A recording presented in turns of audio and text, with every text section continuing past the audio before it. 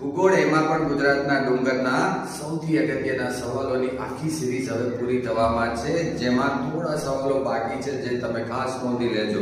આજના સવાલ છે, પુંડરીક કયા પર્વતનું પ્રાચીન નામ છે?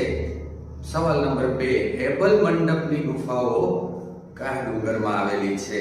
અને ત્રીજું, અરવલ્લી પર્વતમાળાનું ગુજરાતમાં સૌથી ઊંચું શિખર કયું? આ સવાલો ઘણી પરીક્ષાઓમાં પૂછાઈ ગયા છે અને આવનારી પરીક્ષાઓમાં પૂછાવાની પૂરી શક્યતા છે. તો જવાબ આપીએ. પુંડરીક એ શેત્રુંજયનું પ્રાચીન નામ છે.